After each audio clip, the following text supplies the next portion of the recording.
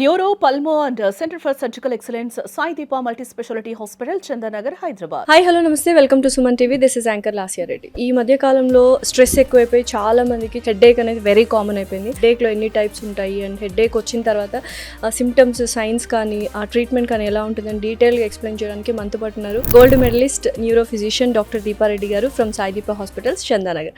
Hi Deepa గారు, ఎలా ఉన్నారు? స్ట్రెస్ వల్లనే ఈ మధ్య కాలంలో హెడ్ఏక్ ఎక్కువ అయిపోయింది. That is the main cause అంటారా? స్ట్రెస్ ఒకటే కాదు, యాక్చువల్లీ హెడేక్ లేని ఎక్స్పీరియన్స్ చేయని ఎవరు ఉండరు. యాక్చువల్లీ మా న్యూరో ఓపీలో మోర్ దెన్ 70% హెడేక్ ఓపీ ఉంటుంది. సో అందుకని international classification of headache society headache ని 2 మెయిన్ కేటగిరీస్ గా విభజించింది. హెడేక్ లో కూడా డిఫరెంట్ ఉన్నాయి, ఎస్పెషల్లీ 2 మెయిన్ కేటగిరీస్. అందులో సెకండరీ హెడేక్, ఇంకొకటి ప్రైమరీ హెడేక్. సెకండరీ హెడేక్ అంటే బ్రెయిన్ స్ట్రక్చరల్ ప్రాబ్లం వల్ల వచ్చేది, లైక్ బ్రెయిన్ ట్యూమర్ కానివ్వండి, బ్రెయిన్ స్ట్రోక్ వల్ల, బ్రెయిన్ ఫీవర్, మెనింజైటిస్ వల్ల వచ్చే హెడ్ఏక్స్ ని సెకండరీ హెడ్ఏక్స్ అంటాం. ప్రైమరీ హెడ్ఏక్ అంటే బ్రెయిన్ స్ట్రక్చరల్ ప్రాబ్లం ఏముండదు, కాకపోతే బ్రెయిన్ నర్వ్ ఫంక్షనింగ్ ఆల్టర్ అవ్వడం వల్ల వచ్చే హెడ్ఏక్స్ ని ప్రైమరీ. వాటిలో మనం ఎక్కువ చూసేది మీరు అన్నట్టు tension type headache, cluster headache, migraine. Okay, so secondary headache కొంచెం డేంజరస్ అని అర్థమవుతుంది. ప్రైమరీ హెడ్ఏక్ లో ఒకవేళ ప్రొలాంగ్డ్ గా ఉందనుకోండి, యూజువల్గా కొంతమందికి వారానికి ఒకసారి హెడ్ఏక్ వస్తూ ఉంటుంది. ప్రొలాంగ్డ్ గా ఉంటే సెకండరీకి వెళ్ళే ఛాన్సెస్ ఏమైనా ఉన్నాయా? No, primary headaches different, secondary different. కాకపోతే కొన్ని వార్నింగ్ సైన్స్ ఉంటాయి, వాటిని మనం డిఫరెన్షియేట్ చేయగలగాలి. ఇది secondary headache, primary headache. Okay, so యూజువల్గా అసలు మెయిన్ రీజన్స్ ఏంటండి? ప్రైమరీ, సెకండరీ, ఫస్ట్ ప్రైమరీ గురించి మాట్లాడు. మెయిన్ రీజన్స్ ఏంటి, కాజెస్ ఏంటి ప్రైమరీ హెడ్ఏక్ రావడానికి? ప్రైమరీ హెడ్ఏక్స్ కి మెయిన్ మన లైఫ్ స్టైలే కారణం. లైక్ ఫుడ్ టైంకి తినకపోవడం, నిద్ర సరిగా లేకపోవడం, stress, screen time, pollution, so dietary habits, smoking, alcohol, ఇవన్నీ main reasons. Okay, normal headache వస్తే అందరూ జెండు బామ్ కానీ ఒక టాబ్లెట్ పెయిన్ కిల్లర్ వేసేసుకుంటుంటారు. అది ఎంతకాలం వరకు ఓకే?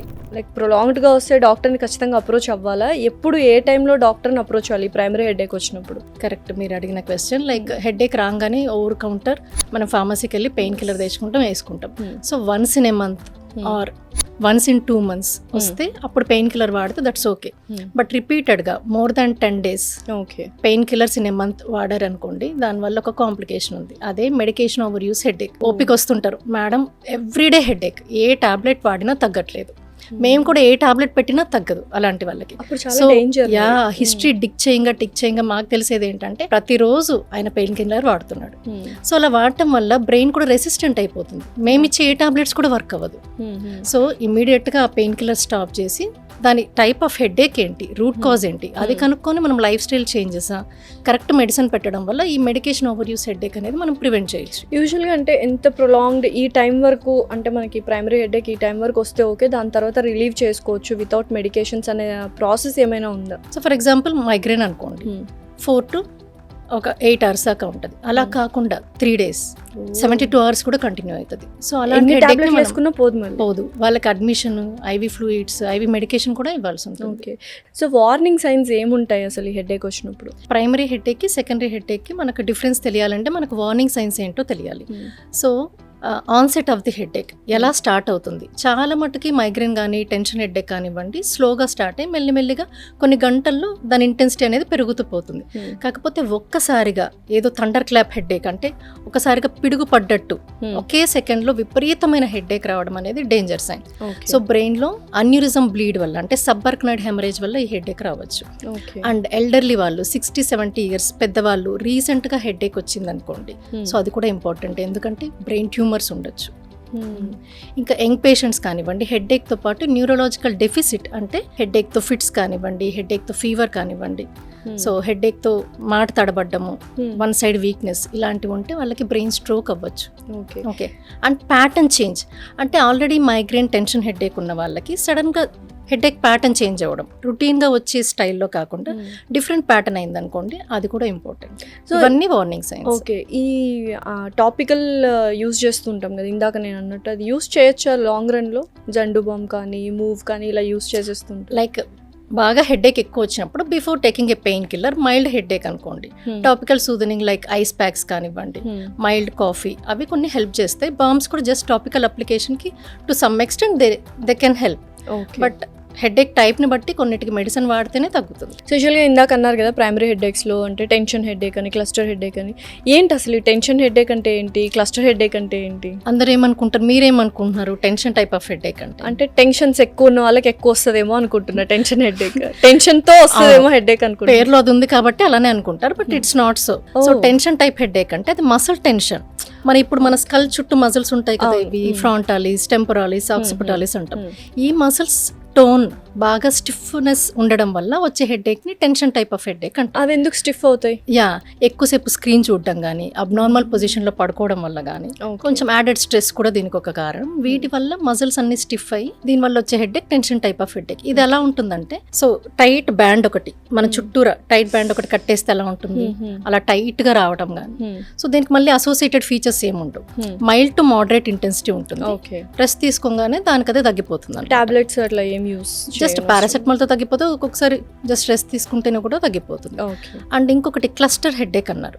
సో ఇదేంటి, ఇది reverse to migraine. Like migraine ఎలా లేడీస్ లో ఎక్కువ కామన్, ఇదేమో జెంట్స్ లో ఎక్కువ కామన్ గా వస్తుంది. అసలు పేర్లోనే ఉంది క్లస్టర్. క్లస్టర్ అంటే ఏంటి, ఒక గ్రూప్. సో ఎవ్రీ ఇయర్ లో ఒక గ్రూప్ లాగా, ఒక సీజనల్ గా ఒక 2 weeks to 3 weeks వచ్చి తగ్గిపోయి తర్వాత మళ్ళీ నెక్స్ట్ ఇయర్ సేమ్ అదే ప్యాటర్న్ లో రిపీట్ అవుతుంది అనమాట. అందుకు దాన్ని క్లస్టర్ హెడేక్ ఉంటదా మళ్ళీ ఆ హెడేక్? అంటే ఏ కైండ్ ఆఫ్ పెయిన్ ఉంటది క్లస్టర్? అది ఐ చుట్టూ రైట్ ఆర్ లెఫ్ట్ ఒక్క సైడే పెరి ఆర్బిటల్ పెయిన్, ఐ చుట్టూ రావడం, ఆ ఐ నుంచి వాటరింగ్ అవ్వడం, అండ్ అదే నాస్ట్రిల్ నుంచి కూడా వాటరింగ్ అవ్వడం. మాక్సిమం 40 minutes to 1 hour లో దానికి అదే తగ్గిపోతుంది. నెక్స్ట్ డే సేమ్ అదే ప్యాటర్న్ లో ఒక 2 weeks అట్లా రిపీట్ అవుతూ ఉంటుంది.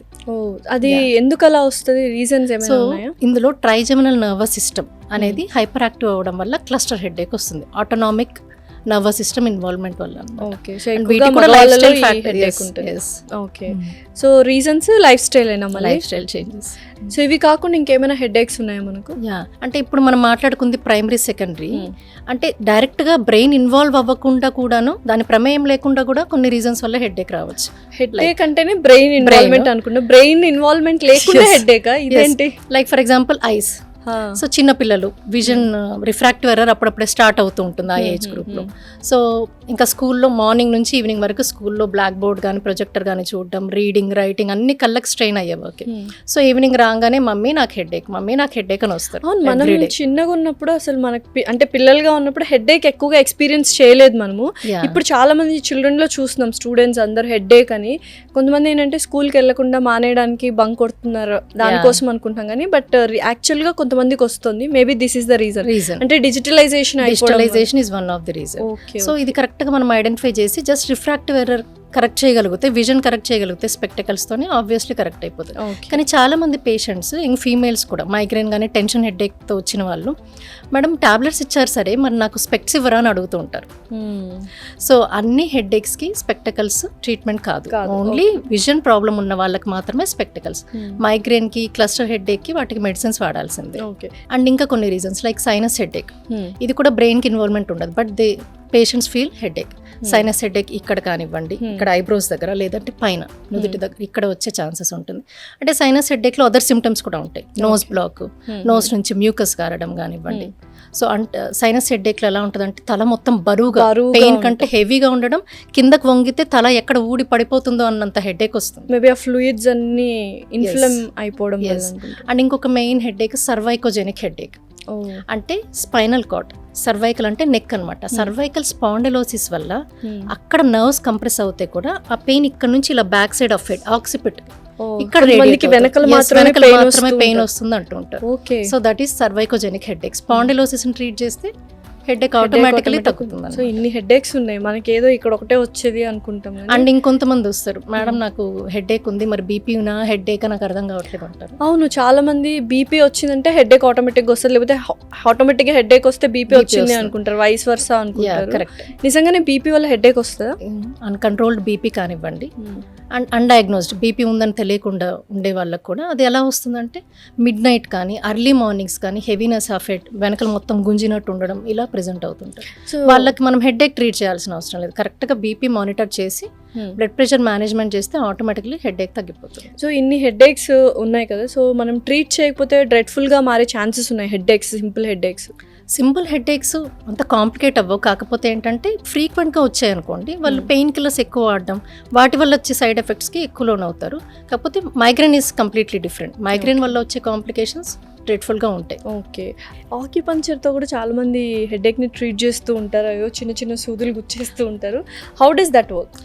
అదైతే గైడ్లైన్స్లో ఏం ప్రూఫ్ లేదు. నేను అంటున్నట్టు ఇంకా TMS, trans magnetic stimulation, Botox will work better than that. Okay Deepa garu, ఇప్పుడు అసలు ఎగ్జామ్స్ దగ్గరకు వచ్చేసినాయి. స్కూల్ నుంచే ఏదో పెద్ద IIT MBBS అలా ప్రిపేర్ అవ్వాలని చెప్పి చాలా స్ట్రెస్ ఇచ్చేస్తున్నారు అటు స్కూల్ వాళ్ళు అండ్ అలాగే పేరెంట్స్.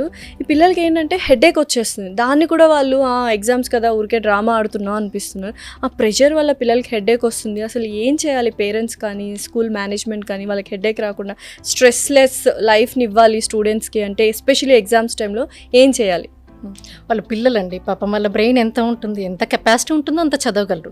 ప్రతి ఒక్కరు వాళ్ళు పెట్టే ఎఫర్ట్ వాళ్ళు పెడతారు, ఎంత చదవాలో అంత చదవాలి. కాకపోతే ఆ టైంలో నిద్ర మానుకొని చదవడం కానీ తిండి తినకుండా చదవడం అనేది కరెక్ట్ కాదు. సో వాళ్ళకి ప్రాపర్ సఫిషియెంట్ స్లీప్ ఉండాలి, టైం టు టైం ఫుడ్ ఉండాలి, ప్రాపర్ హైడ్రేషన్ తీసుకోవాలి. విజన్ అబ్నార్మాలిటీస్ వల్ల ఏమైనా హెడేక్ వస్తే అది ప్రాపర్గా కరెక్ట్ చేయించాలి. సో వాళ్ళు పెట్టే ఎఫర్ట్ వాళ్ళు పెట్టాలి, రిజల్ట్స్ ఆర్ మన చేతిలో లేవు. కరెక్ట్. సో వాళ్ళ పేస్లో వాళ్ళని నడవనియండి. పేరెంట్స్కి ఏం చెప్తారు ఈ విషయం మీదుగా? స్ట్రిక్ట్ వార్నింగ్ ఇవ్వాలి ఇప్పుడు పేరెంట్స్కి అండ్ స్కూల్ మేనేజ్మెంట్కి. సో వాళ్ళకి compulsory 8 hours quality of sleep ఉండాలి అండ్ ప్రాపర్ ఫుడ్ ఇవ్వండి, జంక్ ఫుడ్ అవాయిడ్ చేయండి, ప్రాపర్ హైడ్రేషన్ నేర్పించండి. సో ఎక్కువ వంగిపోయి ఇట్లా మెడ కంప్లీట్గా వంచేసి కూడా కొంతమంది చదువుకుంటూ ఉంటారు, దానివల్ల కూడా సర్వైకల్ హెడేక్స్ కూడా వస్తుంటాయి. సో ఇవన్నీ వాళ్ళ మీద రుద్దకుండా వాళ్ళ పేస్లో వాళ్ళని చదవనియండి. Results are not in our hands.